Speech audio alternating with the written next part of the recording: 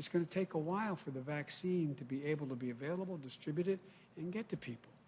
We're talking about 350 to 400,000 people dying. I mean, what are they doing?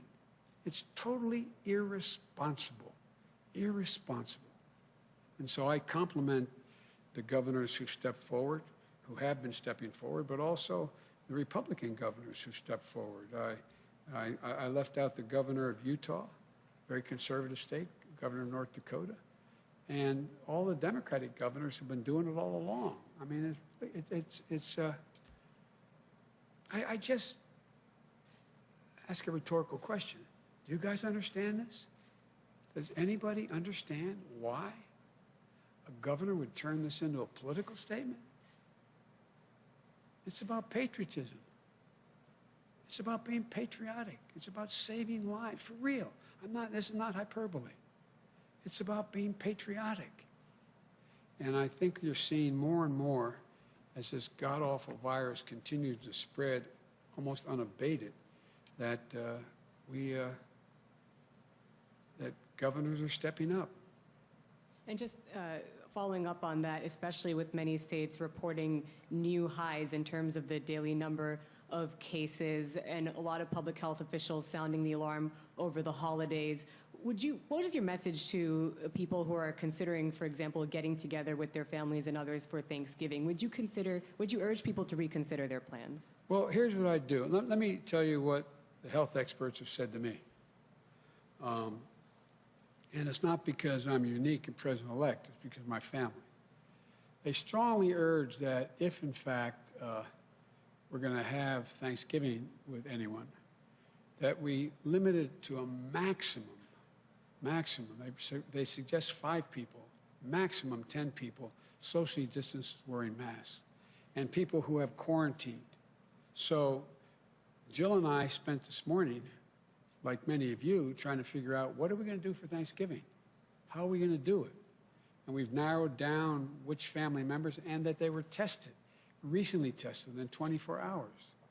And so I would strongly urge, for the sake, not just your sake, for the sake of your children, your mother, your father, your sisters, your brothers, whoever you get together for Thanksgiving, think about this.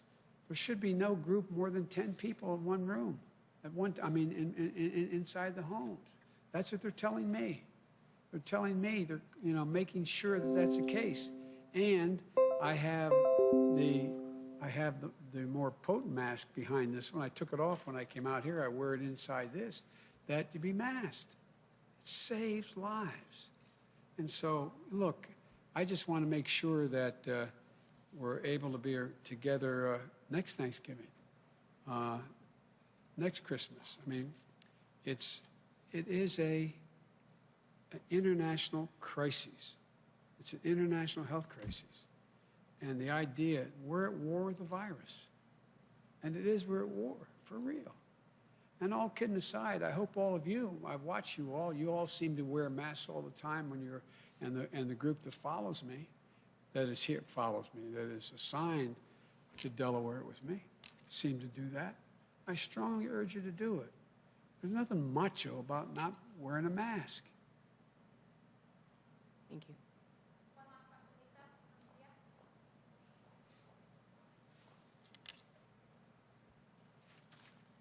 Thank you, Mr. President-elect, Madam Vice President-elect.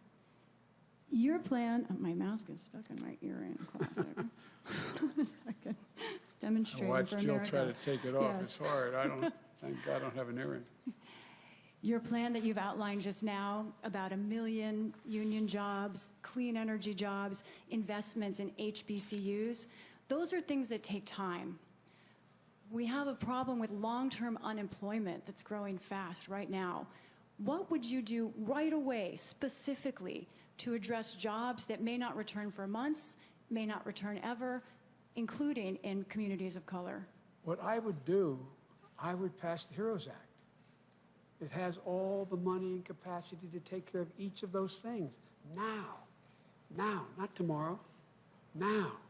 And the idea the president is still playing golf and not doing anything about it is beyond my comprehension. You'd at least think he'd want to go off on a positive note. But what is he doing? And there's virtually no discussion. And the Republican, we're told, I don't know if it's true. You may know, Senator, but there's 22 Republicans say they won't vote for anything. Well, there ought to be at least a dozen of them have the courage to stand up and save lives and jobs now. We should be doing it now, keeping those businesses open, providing the PPE, the protective equipment, as well as the PPP, the money that we allow people to get funding to keep their businesses open, everything from separation to testing to a whole range of things that allow businesses to open and stay open. That's what the plan was at the beginning. And by the way, if you notice in the very beginning, when they passed the stimulus program, the first two pieces, what happened? Businesses were staying open. And then when they weren't open, they were still able to make people able to get paid. But look where they are now. People are running out of unemployment insurance. What are they going to do? 20 million people are on the verge of losing their home because they can't make a mortgage payments. You have a larger number being kicked out and will be kicked out in the street because they can't pay their rent. And by the way, it's not just the renter, it's the outfit that owns the building. A lot of them aren't multimillionaires. They're running small operations. How can they do it? This is about keeping Americans afloat. Get them through this pandemic. Get them through where their businesses are able to come back. The money's there. The money is there. And also on the economic front, as we fight the pandemic, world trade continues, and there is great debate over world trade agreements, international trade agreements. It seems that in the last couple of days, 15 countries, Asian, Pacific countries, have signed onto a new trade deal, the RCEP. Should the United States consider joining that trade agreement? I've talked with a number of these world leaders, and I told them, under the law, I'm not able to begin to discuss with them. There's only one president at a time as to who can say what our policy will be. So I'm reluctant to answer that question now, but here's what I can say. We make up 25% of the world's trading capacity, of the economy of the world. We need to be aligned with the other democracies, another 25% or more, so that we can set the rules of the road instead of having China and others dictate outcomes because they are the only game in town. And so, but what I'm insisting on, and what I've been asked by world leaders as to what I would do, without getting into detail, I've said, but I want you to know that there are three things that are going to happen if I'm elected. One, we're going to invest in American workers and make them more competitive. Number two, we're going to make sure that labor is at the table and environmentalists are at the table in any trade deals we make. And I'm not looking for punitive trade. The idea that we are poking our finger in the eyes of our friends and embracing autocrats makes no sense to me. And so, but I'm reluctant to get into more detail at this moment. I promise you I have a pretty thorough plan, and I will be prepared to announce that to you on January 21st. You have indicated changes you want to make in U.S. international policy on other fronts, like the Paris climate. Yes, that's a generic notion of rejoining, but I didn't get into the detail of what we'll do in that agreement. The same thing with rejoining the World Health Organization. But why not here? Because you're asking me about whether I join a specific proposal, the details of which are now only being negotiated among those nations. It would require a negotiation. Thank you. Thank you. Appreciate it.